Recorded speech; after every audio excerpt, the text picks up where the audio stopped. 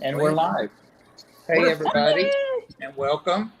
Tennessee Fish Mafia, and you guys know the format. This is an awesome panel of people, and we have different people some weeks. It just depends on what their commitments are, and they have life, like we all do. So, but we've got a great panel tonight, and we've got an incredibly awesome. I hear myself somewhere tonight, and we've got an incredibly awesome. Somebody's got. I hear myself. There we go. There was me. All right. It was me too. Wow. I was going to go straight to our guest, but I will take the time, since he demands it, to mention that Mike's Aquatics and Things has joined us as a regular panel member. And like us all, he also has commitments. He'll do his best to be here when he can. And he's chosen the appropriate Tennessee Fish Mafia. Hey, I don't even have one of those. Wow. Neither. But he's chosen Snake as his Tennessee Mafia They're name. ours. Need So, to get one. You know the right people. Right. Chattanooga. Welcome, Mike. And back to our special guest. That is Mike, all things fish. There's so many all things. I always say the wrong one first. All things fish. And you guys know him from his own personal channel. And he's somewhat of a plant expert. He's no nonsense. Well, he's no, for me, you are. He's no, I know no expert likes to be called an expert. But he has really practical applications to care for plants, select plants, and that kind of thing. And he loves to share information. And I'm just going to go ahead and get right into it. And we'll come back at the end and chat some and say hello to everybody officially. So thanks for being here. I'm going to bring you up, Mike, so you can. Okay. There you go. Thank you, Mike. All right, guys. So I'm Mike. I run the All Things Fish channel. I'm sure most of you guys have tuned in once or twice. This is the 125 that everybody kind of knows a little bit. A little bit cloudy today. I was actually working on some content, so I did a water change, cleaned out my filters. It's 2 canister filters on this. Did some work on the CO2, tidied things up under the stand, then had to replace the light bulb and the UV sterilizer that runs on it. So today was a little bit busy day. Thanks, Tom, for sharing the channel. I appreciate it. I used to post more content, not so much these days anymore. I stay pretty busy. The kids got hockey, soccer, baseball, and then I've got my own activities, and it's summer. So nobody wants to be sitting inside during the summer, right? But actually, so several months ago, Bob asked me to come back up on the panel and talk about plants a little bit. He said that maybe some of you guys had some burning questions that you were seeking an answer to. So here I am, much to your pleasure or your demise. I'm not sure which one. I see Patty there. Patty's always excited to see me, I think. She never hesitates to talk crap, at least.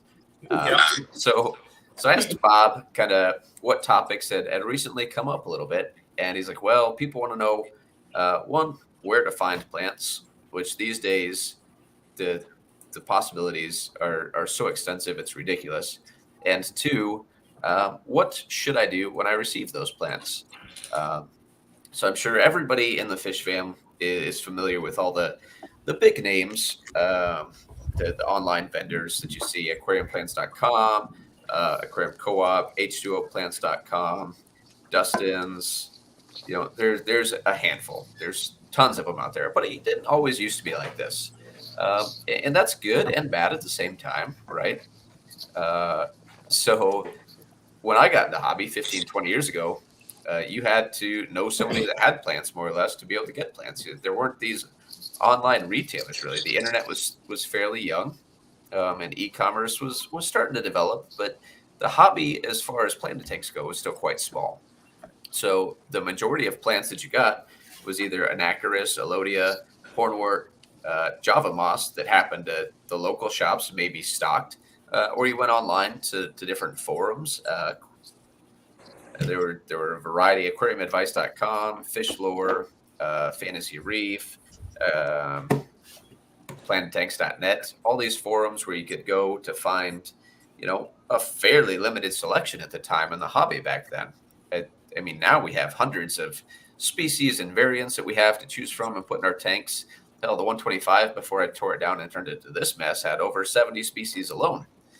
But back in the day, 20 years ago, you had to attend a club or happen to meet somebody on the internet that was also into planted tanks, and the selection was actually quite small. However, these days, thanks to the advent of the internet and e-commerce and social media largely, we have all kinds of options as to where we get our plants from. So a lot of people ask on Facebook all the time, where can I buy plants? Where can I buy plants? Where can I buy plants? And you'll see, the big names are thrown out there. All the e-retailers are thrown out there all the time. And I'm not going to use specific names because you guys know them. And if you don't, then you can go find them easy enough. And I'm not trying to promote or demote anybody here. So to say the online retailers. So that a lot of people recommend that first. And while that can be a decent option, it's not necessarily my first suggestion. All the plants that I receive actually come from fellow hobbyists. Like I said, the advent of the internet and social media allowed us to connect with so many people all at once. And it seriously opens up our options. So all the plants that I get, like I said, they come from fellow hobbyists. Very rarely do I buy anything from a store, so to speak. And I'm not a huge fan of Facebook itself, but I will say that Facebook is a great utility these days because it does allow you to find all kinds of different plants. Bob, if you don't mind switching over, I'm trying to share a screen here for you guys. If you don't mind switching over, that'd be great.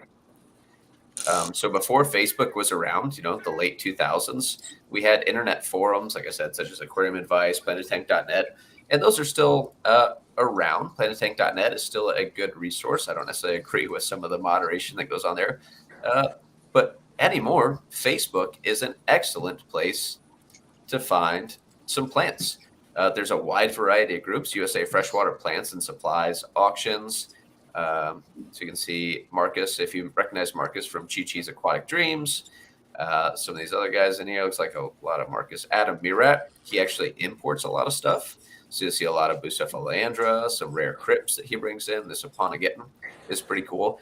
And these aren't plants, for the most part, that you'll find at any of your major online retailers. For the most part, your online retailers are going to cater to the newer folks in the hobby. Not that they're less advanced, but they're just less likely to want something a little bit more interesting, such as maybe this pack here that David Chu is selling. It's got some Irios in there, some cool Pogos, some fairly uncommon Bacopa salzmani. That's this purple plant here, if you guys can see that.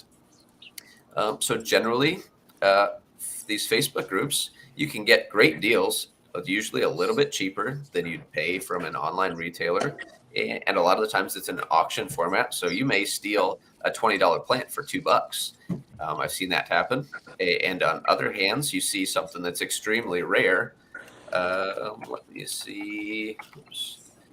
There is a group called Rare Aquatic Plant Sales that a couple hobbyists started. And you're going to see some of the stuff that's not quite so common. So 20 a piece for this sweet Crypt Spiralis Tiger. You're not going to see that likely in many stores. You probably won't see that in a lot of online vendors. Here's a cool Anubias Viper, which is like a variegation of Anubias Nana, some cool crypts, Bucephalandras, so kind of things like that. And not only do you have the opportunity to find such unique and uncommon plants, but through your interactions, you may initially say, I want to go buy that cool Aponogeton, the purple one that Adam was selling. I may not know him, but if I buy that from him, whether it's through an auction or I just message him like, hey, I'm interested in this plant. What do you have? That becomes a connection. And Facebook is about connections. It can be a lot of drama, but Facebook is largely about making connections. So once you make a connection, there's a lot of friends that I've made exclusively through purchasing plants from. And after you maybe make a couple purchases, it might go back and forth. There may be mutual purchases. You kind of start trading things around. And then as soon as somebody gets something really rare, they offer to share it with you because they want to spread out that plant. You'll see that a lot in the coral side of things with saltwater people. They'll get a cool coral in. They'll frag it as soon as they can so they can split it into a different tank in case anything happens to their tank. They're preserving that specimen so that they can still either reintroduce it to their tank or share it with other people. So my first suggestion is generally the Facebook groups. Like I said, Rare Aquatic Plant Sales, USA Freshwater Shrimp and Plants. There's an endless amount of them. If you're interested, post up on the Get Gills Facebook group, and I can definitely post some links in there and help you guys make some connections. Yeah, Mike, I was trying to look for them, and for some reason it's hard to bring it up to get to the group to where I could post a link. I don't know what the issue is. Okay. Yeah, a lot of them, they've kind of become, and it's not, don't mistake me, it's not an elitist thing. It's kind of become, some of the groups are for a little more advanced hobbyists, because you're like Joe Schmo probably doesn't want to go and grab some Hygrophila chai, which is a bright pink Hygrophila, or maybe the crypt pink flamingo, like you can see in this image, and throw it in their tank. So they try to, there's certain groups that you more or less get invited to as you show your experience, I guess. And like I said, it's not an exclusivity thing. They're just trying to ensure that the group, Rare Aquatic Plant Sales, sticks to being sales of rare aquatic plants instead of a million questions over and over again about how do I grow my Java moss? Or not that those questions are bad. Those questions just belong in a little bit different group than what some of them are geared towards. So that might be kind of why you're having a hard time finding some of them. Yeah. Even the first one that you showed, like, that explains it. Thank you. Okay. Chattanooga Ed made it up. Thanks, Ed. Welcome. Sorry about that. So no problem, Ed. Thanks for joining us tonight, man. So that's kind of my first go-to, and you'll see like some of these get mixed up. Like this is freshwater plant sales.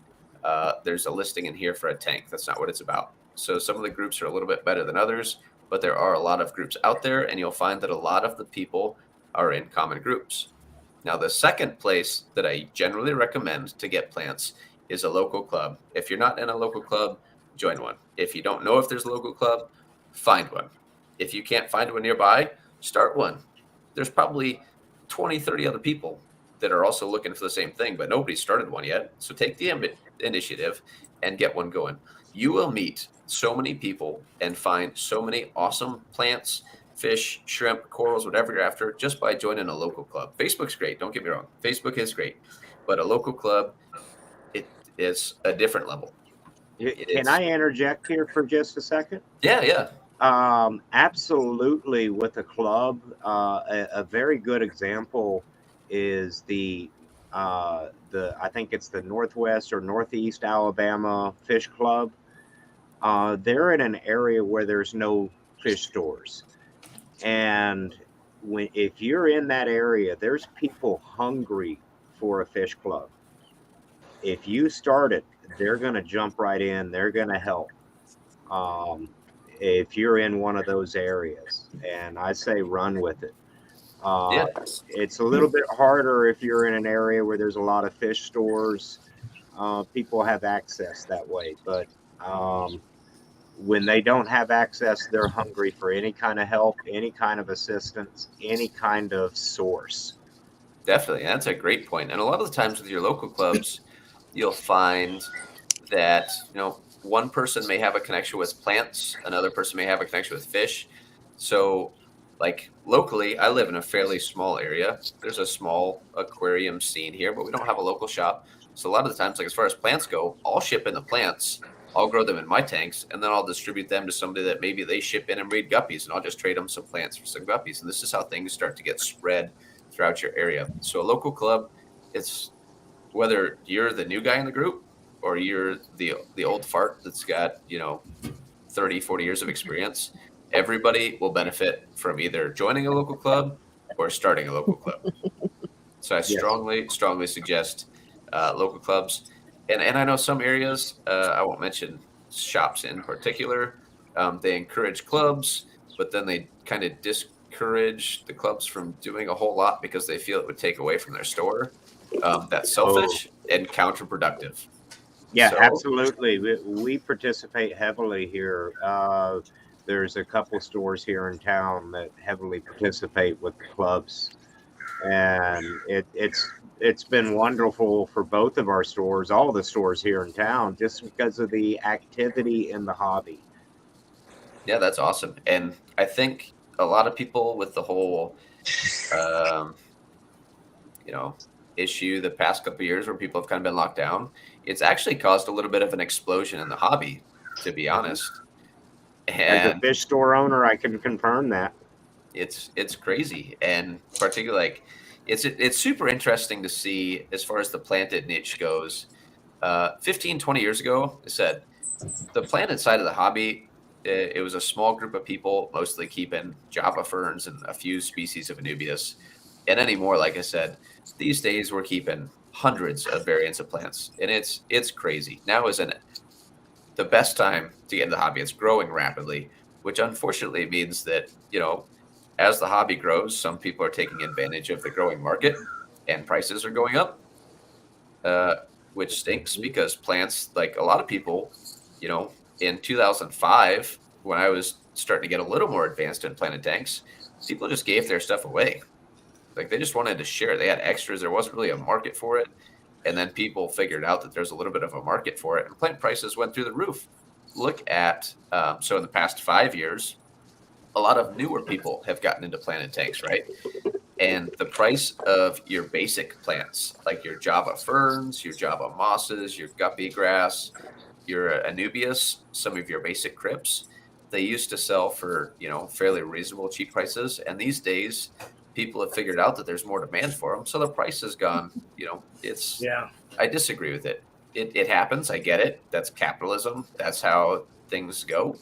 But it kind of sucks for the hobbyists. We're starting to pay a little bit more for things that we shouldn't necessarily. That it might be the market price, but it's not the fair price for such some of the plants. Well, as a store owner, I do need to interject there because rarely does a store owner seek, well, I can't say rarely because there's some cases where they do, but seek extra store profit on one particular item because of something like that.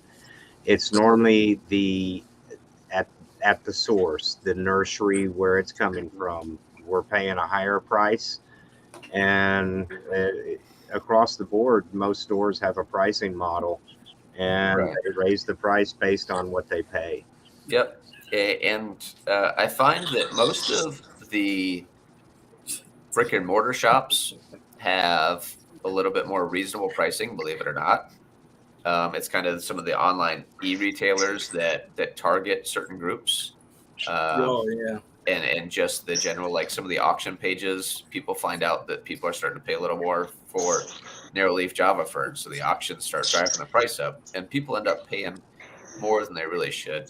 Well, I can say even though the correct like the Petco, it's been a long day. At Petco, they went up significantly.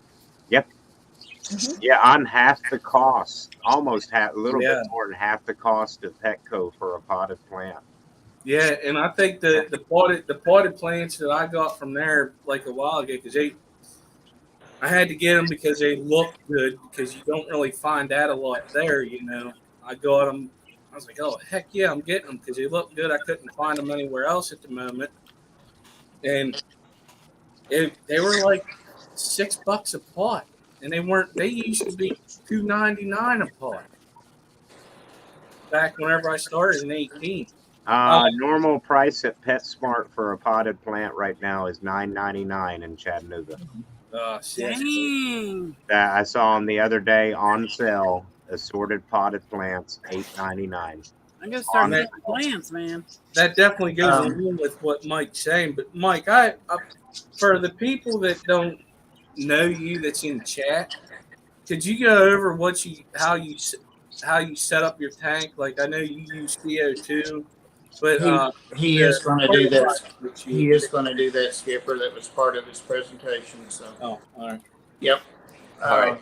And also a quick question, Mike, from Chewy. He wants to know what cichlids you're keeping right now.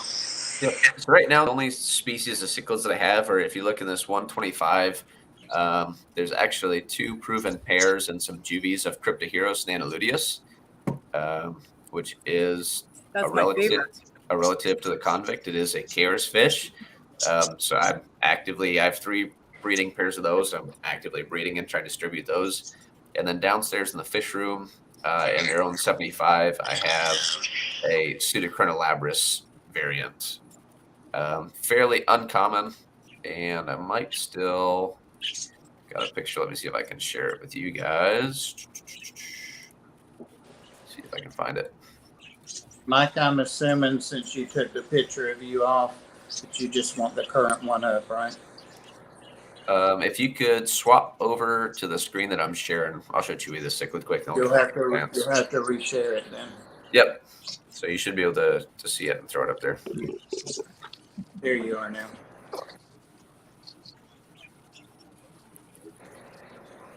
All right, so off topic, but this is a Pseudocronolabris species from Lake Muiru. It's referred to as dark ventral, currently officially undescribed, but there's a wide variety of Pseudocronolabris that they're working on trying to distinguish. So that's that. So that was for Chewy. Sorry for the off topic. Nice to see you, Chewy. Thanks for stopping in. Back to plants, though. So I talked about, my top 3 in order. Honestly, Facebook or fellow hobbyists. Facebook is just a great way to meet fellow hobbyists to get plants. Second would be a local club. Like I said, if you're not in one, join one. If you can't find one, start one, because there's a bunch of other people that want to do the same thing. And third, the online vendors, because if you're looking for some basic stuff, or you just want, sometimes you can find some really good deals on a package of plants. Some of the online vendors do offer great deals. I will say that sometimes it's a mixed bag of quality. Beware that whenever you're purchasing plants from somebody and they have mystery plants, or they shipped you freebies as mystery plants, that's generally a reasonable indicator that they may not know so much about the plants they're selling and they're not able to identify it. I know sometimes a lot of the farms will send stuff and you may not know what it is. But if they sell a mystery plant, or it's a little bit of a red flag for me. Another thing with the online vendors is generally, for the most part, I would say a lot of their plants come from the same place, or a small number of places. And generally those are aquatic plant farms where the plants are grown immersed, because it's way easier to grow plants immersed. You have less algae, faster growth, because they have access to atmospheric CO2. They have way more light. And then a lot of the times, anything that's a leaded bunch is coming off a fish farm. A lot of your potted plants are just coming off of planted farms. And that's fine. A lot of the times you can get great deals on those. Just beware that it's likely immersed and they haven't taken the time to transition it to a submerged plant. So it may struggle a little bit in your tank right away as it adapts to being submerged all the time. I know some shops have more or less quarantine tanks or adaptation tanks where they'll hold on to things in a back room before they offer them for sale. So that's kind of something to look for. A lot of the times your immersed growth, you can keep an eye out for that. It's going to have a little bit stiffer stem, a little bit more waxy leaves, because it needs to hold that water in. A lot of times there's a drastic difference in immersed growth and submerged growth with regards to color and leaf shape. So those are some kind of things that can kind of tip you off as to whether you're getting submerged plants or immersed plants. And the transition process for most species really isn't all that difficult, but beware that sometimes you can have some die off or some melt back as the plants transition. I know a lot of people, particularly with crypts, when they get a crypt, as soon as they get it, they'll just chop all the leaves off so that new growth can form without having to worry about the plants fighting to try to keep those leaves alive through the transition process. So that's something some people do. There's a lot of strategies out there, but that's kind of one of the reasons why the big vendors are not necessarily my top pick to go to for acquiring new plants. Like I said, it has its pluses, it has its minuses. It's generally cheaper because it's a lot easier to grow plants when they're not fully submerged. If you submerge them, a lot of times to get a decent growth rate, you need CO2, and that's just increasing the cost to the end user. Sometimes it's worth it, sometimes it's not. That's up to you. You kind of have to figure out what your acceptable level of risk is. So a lot of times when you go to your local shop, if you see plants like your Amazon swords, 90% of Amazon swords sold in the hobby are grown from farms. They're in a pot. They've been immersed. You'll see that the leaves are starting to deteriorate. Sometimes you'll see some browning in the leaves, some stringy tissue. That's because it's hasn't been at the shop very long, and it's currently going through that transition phase. You'll see that with a variety of other plants as well. But swords are an easy target to kind of talk about and demonstrate why you may grab a plant straight from the store. Sometimes it hits the store, they throw it straight in the tank the same day or the next couple of days. Like, I got this plant from the store, it looked super healthy. I got it to my house, and in 3 days it started to turn brown or started to rot or wilt away. Well, it may be going through that transition process. So if you're like, I got this plant, it's supposed to be easy to keep, but it's rotten right away. Well, it's adapting to a completely different environment, right? It was probably immersed before. It's adapting to different water parameters. It's adapting to being submerged, reduced CO2 levels, generally reduced light. So there's a lot of stress on that plant. Keep in mind, just like our fish that get shipped all the time, plants get shipped as well. It's just while plants generally do fairly well in the mail, you have to consider the time of year and the temperature, right? So I don't buy or ship plants around Christmas time because guess what? There's shipping delays. Plus, it's cold. There's drastic differences in temperatures. If I'm buying plants from Florida, having them shipped to South Dakota, well, around Christmas time, it might be 75 down there, but it's 20 below up here. So those plants are going to go through a lot of drastic change in the environment, even if they're packaged well. So that's something to keep in mind. I will say, though, like I said, in order, I said hobbyists, local store or local clubs, and then your major vendors. So hobbyists, a lot of times you can find hobbyists locally, right? But a lot of the times you find hobbyists through Facebook or forums or whatever. Those plants have to get shipped. Some people are better at shipping plants than others. So that's kind of a risk you take. Most of the time, a lot of the guys, they'll kind of CYA, and they may have a DOA policy based on the weather. Usually, 2, 3, 4, 5 days, generally with well-packaged plants and reasonable weather is nothing for plants to be shipped in. You start pushing a week, especially if it's warm, you're going to see some plants in rough shape probably. So make sure that the hobbyist that you're getting the plants from kind of has a pretty decent idea of what they're doing. Local clubs, you don't have to worry about shipping. It's awesome. You can literally, you meet somebody, you're best friends with them now, you go to their house, like, hey, what do you want out of my tank? You pick it out, you throw it in your tank. Similar water parameters, generally, super easy. Your online vendors, you'll have different water parameters. It still has to get shipped. Again, usually if you're an online vendor selling plants, you have a lot of them, you're shipping a lot. Most of them are pretty decent about shipping, but it's definitely something to consider in the whole process. Didi asked, how do you train a plant to grow submersed that hasn't been through a transition with the best possibility of not melting, etc.?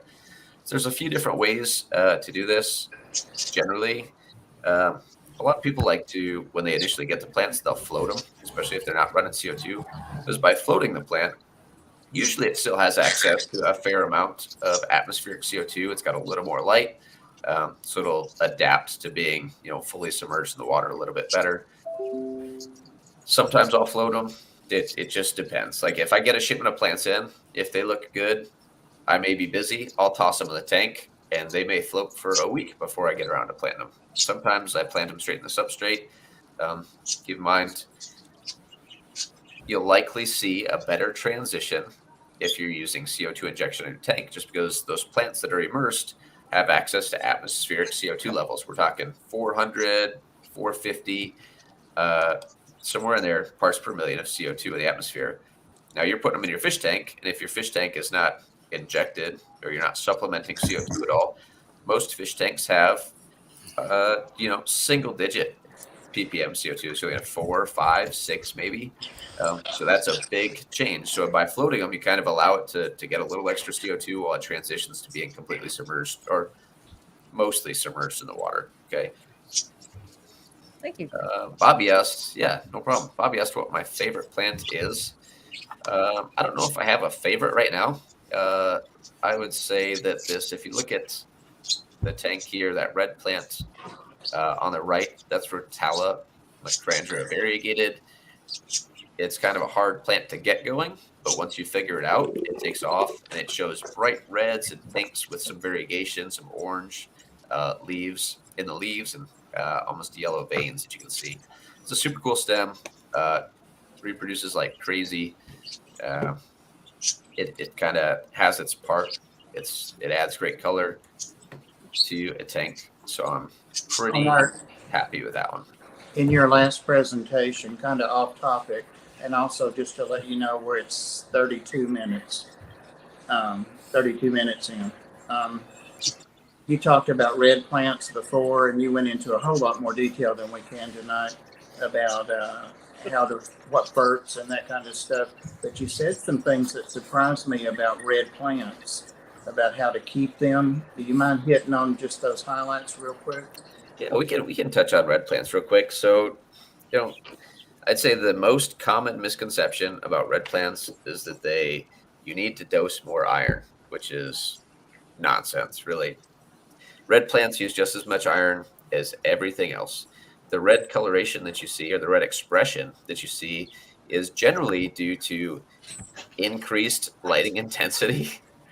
And that red coloration is a self-defense mechanism as a result of the increased light. So that the higher light will generally cause plants to express more of your alternate color pigments instead of your chlorophyll. You'll see some of your anthocyanins, which is kind of responsible for your red oranges.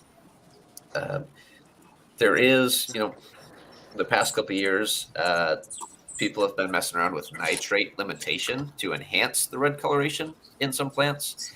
And I would say if you're running a show tank or a contest of some sort, and you just need it to look really bright red for a little ways, nitrate limitation can enhance your red coloration, but long-term viability, I would say, is limited, as you'll definitely notice decreased growth in your tank by limiting nitrates. Let's say increased light and CO2 a lot of the times just associated with the increased light, more or less, will help you get the reds. Some plants, no matter how much light you throw at them, they can't produce those alternate pigments, right?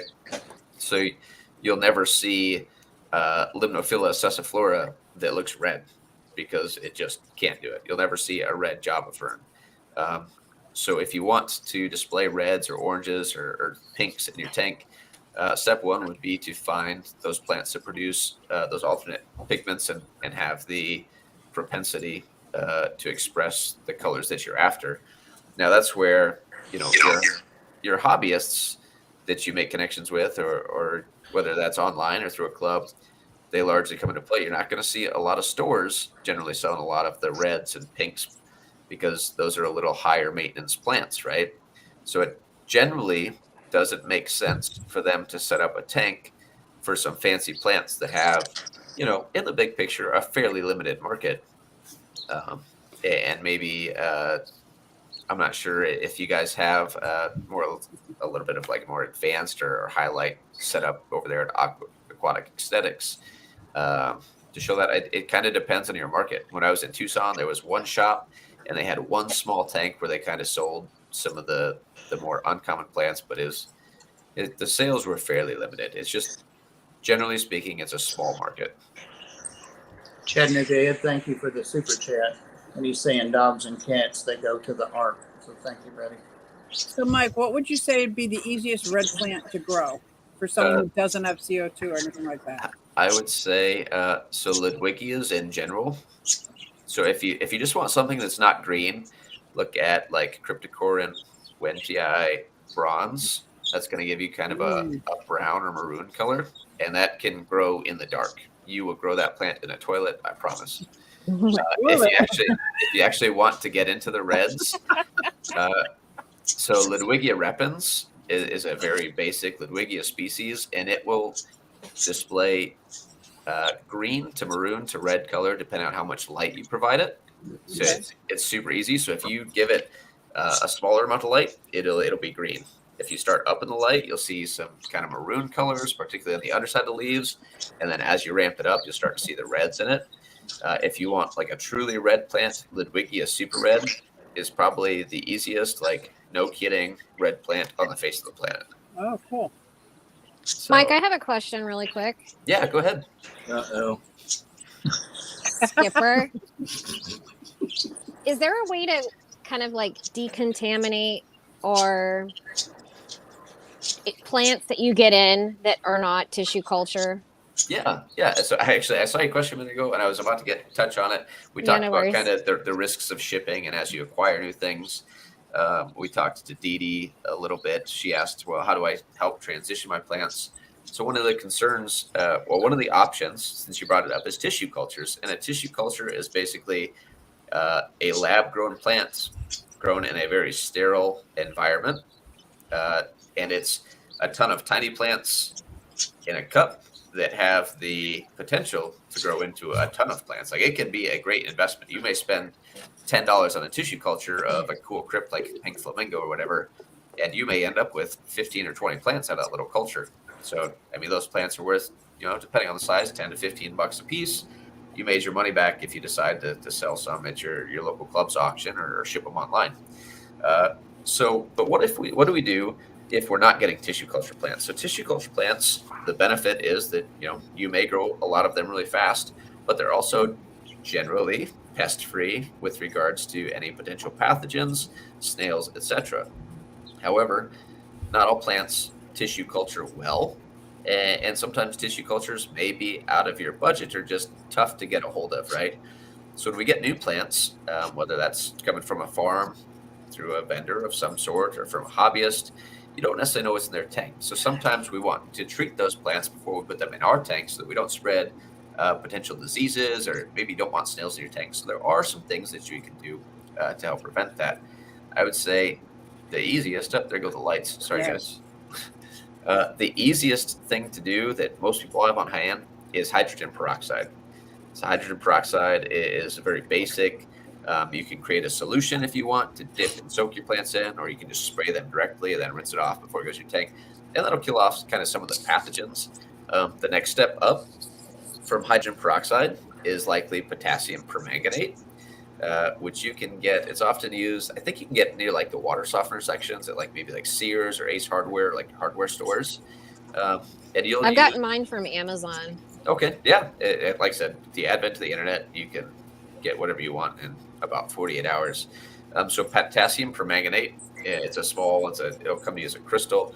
Usually you'll create a solution about 10 milligrams for every liter of water. Use like a lukewarm water, make a solution, then you soak your plants in it for maybe 10 minutes or so. And that'll be probably a step up in effectiveness maybe compared to hydrogen peroxide. That'll be a little more effective against snails.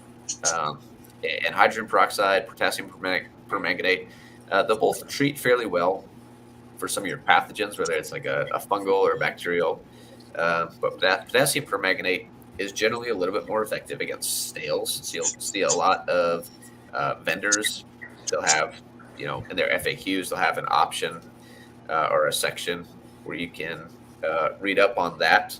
A lot of them, well, not so much anymore. A few of them, I'll say, used to actually include, they sent a little baggie of potassium permanganate with your order.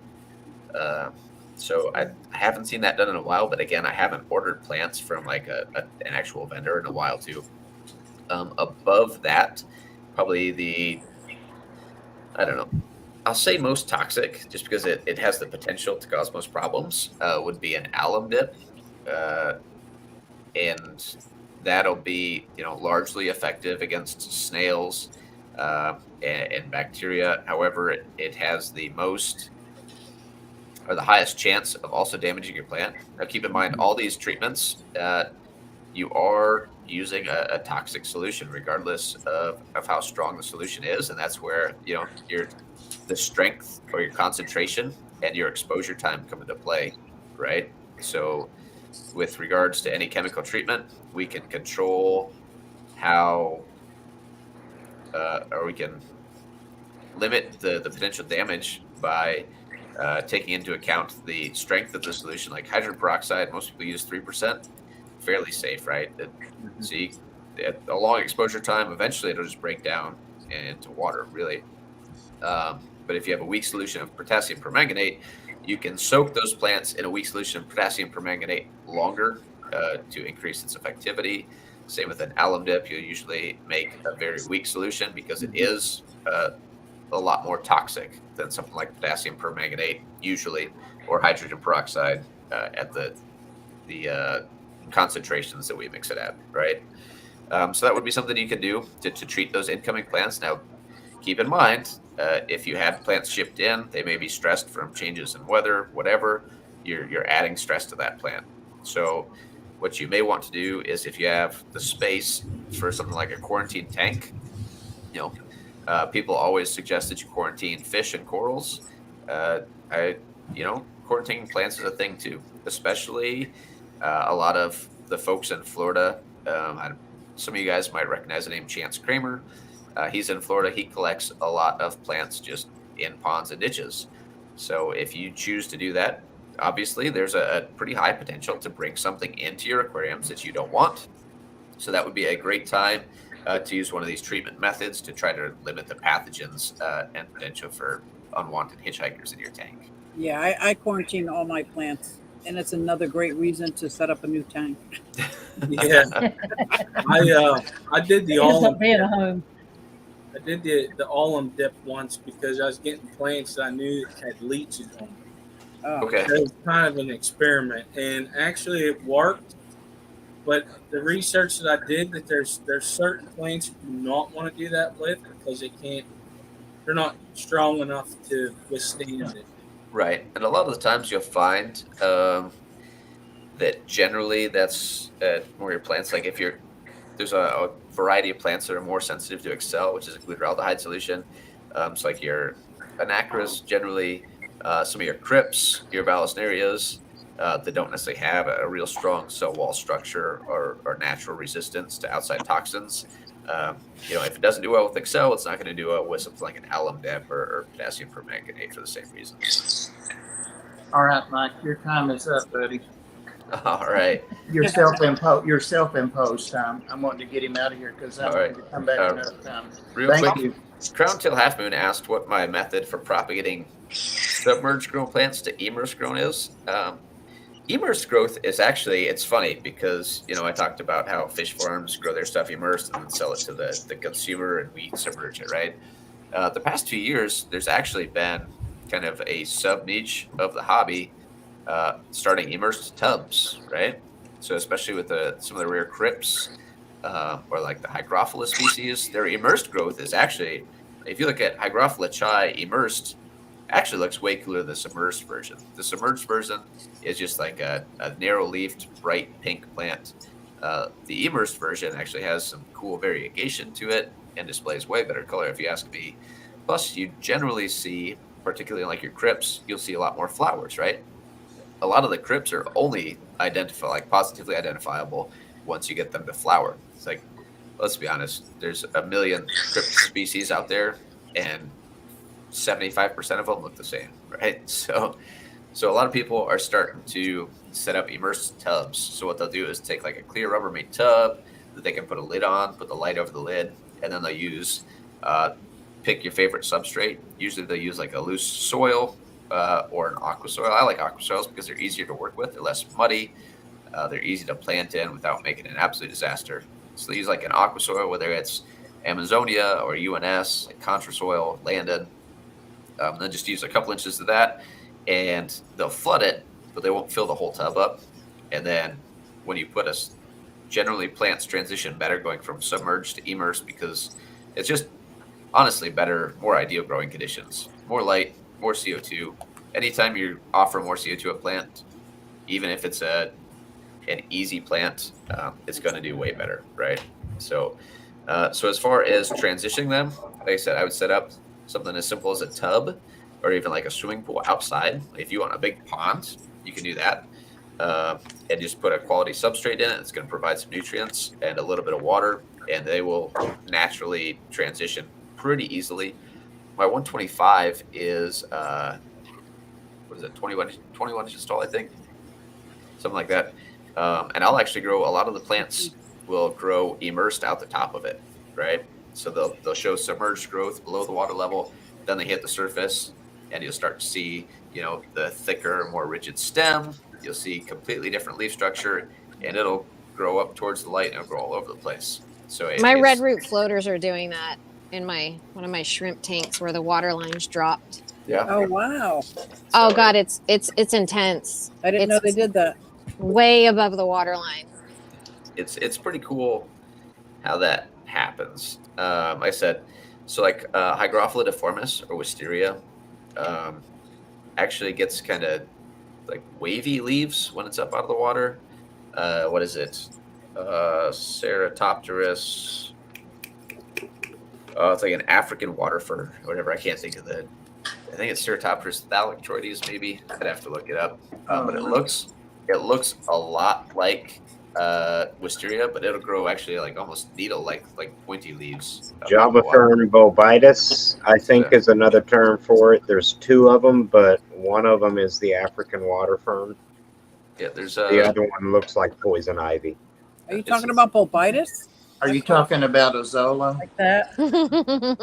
no, Not Azola? no. So No. Ceratopterus thalictroides. Okay. If you want to see it real quick, I can share my screen for a second quick before I bounce out of here. But it looks a lot like wisteria. A lot of times it's confused for wisteria, but it is actually a different plant. So you probably have to share. I just clicked to share my screen, so you probably have to switch over that one real quick, Bob. Okay. No. We're good. So there you go. So Ceratopterus thalictroides. I don't know the common name for it.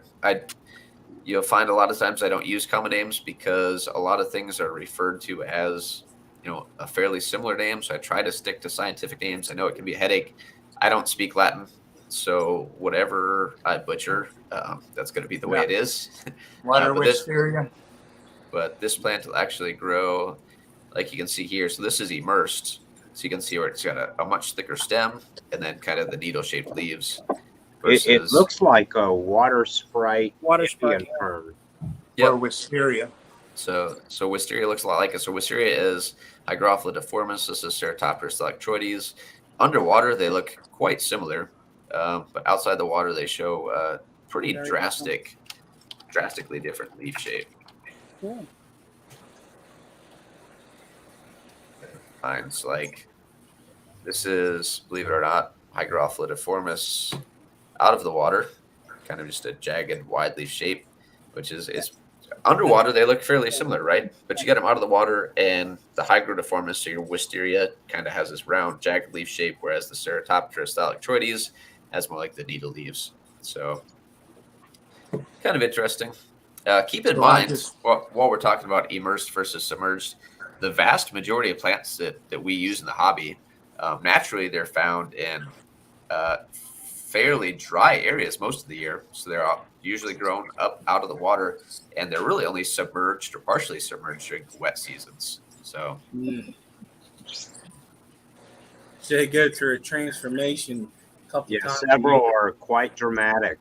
Most of your rotalas change drastically. yeah, it's crazy. Like the rotalas are super awesome. Ludwigias generally stay fairly the same, but like you said, the rotalas, it doesn't even look like the same plant. Yeah. So it's wild. So hopefully, I'm going to duck out of here. Thanks for having me, Bob. Thanks to the Mafia for having me up on the panel. Thank you. Hopefully you guys learned Mike, something. great. Yeah, that was Thank awesome. you.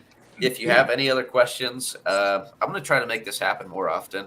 As summer's still busy, but I'm finding time. Like I said, I was working on some videos earlier to push out. And if any of you guys ever just want to chat, I know Chewy in the chat said he was going to email me, mike.allthingsfish@gmail.com. You can find me on Facebook.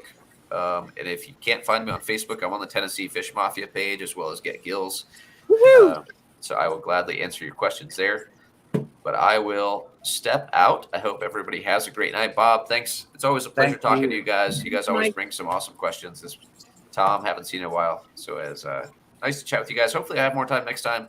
But it's game 6 of the Stanley Cup, and the Avs might win tonight. So I hope not. Now we know. He's Easy. watching figure skating. Go Tampa All right. Bay. Thanks again, Bob. I appreciate Thank it. you. Thanks, Have a Mike. great night. Bye. See you guys. Thanks. Oh, I'm gonna get him back. Priorities. Yeah, we will see him again. The last 2 times he was on, there were so many questions, which we were starting to get into more, that he ran over like an hour and a half and an hour and 20 minutes. So he's a wealth of information. And I learned tonight that I'm keeping water Sprite, not water Wisteria, Yeah. because the way when it becomes immersed, that's the way mine does. So they look a lot alike, like he said, when they're in the water. So when they're submerged. Yeah, I think it's the Indian fern that looks like parsley. Very fine leaves. And then you have a very wide leaf water Sprite. What is the other one? There's 2 of them. Indian fern and brain flatulence. I'm sorry. Gotta say it the nice way. Got to say it in the right way on here, right? When we were Yeah. talking about dipping plants, if you get your plants though from like a good source, sometimes you get some awesome hitchhikers too. Like I get a lot of plants from this guy, and I've gotten shrimp, and right now I've got 5 little fry, and they must have been eggs, and I'm guessing they might be some type of Dano. They're something really fast. Might be a rainbow, but they're just fry, so they're too small. Probably Danio if it came out of my plant tank. I did have some long fin leopards in there. I think Bob's saying taking them off the screen. But yeah, I think I had some long fin leopards in there. What else could have bred? The angels certainly could have bred, but you'd know if they were angels. I got a polypterus that hitchhiked in on a plant. I was so thrilled. It Oh, was wow. so tiny. It looked like a baby coolie loach. And then all of a sudden I started noticing its features. I'm like, oh my gosh, that's a bashir. Woo! Wow. I That got is awesome. freaking scuds, so I didn't win in this situation because they're in all my freaking tanks now, unfortunately. I have to admit, and Ed, thank you, but in my store, it is very difficult for me to control snails that come in from the nursery.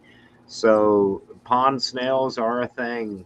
If you buy plants from a fish store, especially one that buys from the nursery, pond snails are a thing. I love pond snails. One more thing I want to put out there that you guys need to know, especially you guys outside of Chattanooga, if you're looking for something rare, don't be afraid to ask your fish store owner as far as rare plants, what have they got? Because sometimes they don't just show those to everybody. They might just have a little tiny piece of booze stuck off to the side that they know's in there, but they know most people aren't going to pay $15-20 for that little tiny piece of plant.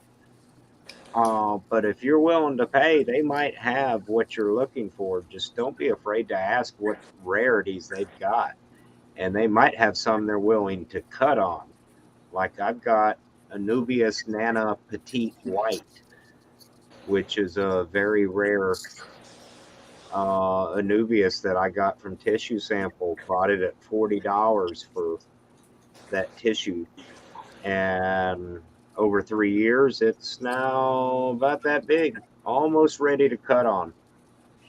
And I could use it splitting, so that's good. But don't be afraid to ask. I wanted to tell Susie Q because I have told Holly, and she's still down for it. Jess, I asked, but I don't think she was watching in Carrie's stream, so I'm going to message her. But I've got axolotl eggs. Yeah. And I'm waiting on Copacs. I ordered them this morning, so I ordered them overnight. So we shall see. I bet Oh it my will gosh, be I'm tomorrow. excited. Yeah, I don't think she's finished. She usually does about twice that, but I found them this morning when I turned lights on. So I'll send you some. Now, are your axolotls all wild type? Leucistic? They're the two leucistic. They're white. And I've got the one normal or natural male, but she doesn't have anything to do with him. Okay. She don't like him, so yeah, those are coming. I'm And excited. Skipper shared the link to Kenny's stream up there about 5 minutes ago, so we just got time to thank everybody on the panel. And guys, be sure and go check these channels out because they're here, because they're special in the hobby. They're avid hobbyists, breeders, store owners, all the above, so each one of these channels would be awesome to join. And special thanks to Mike up in the corner there on the other side of Skipper and me, newest member to the panel, regular member. All the way down, indeed. Can I share your latest adventure, Mike, real quickly? Yeah, go ahead. You guys know I have a house snake that's loose, and I've seen him twice, and I think he's running under a baseboard. That's why I can't catch him. But Mike now has a green bush snake loose in his house, so Oh my gosh. I know. Don't tell John Bag of Donuts. I'm still trying to get my first snake. That's why. That's why. But thank everybody in the chat. Thank you, members, especially. We don't have a lot, but the ones we have are awesome and much appreciated. And thank you, moderators. And a lot of the panel members, several of them are mods too. So that's it. Anybody got anything else? I'm excited. Think so. All right. Learn me something tonight. Me too. A couple things. Later, guys.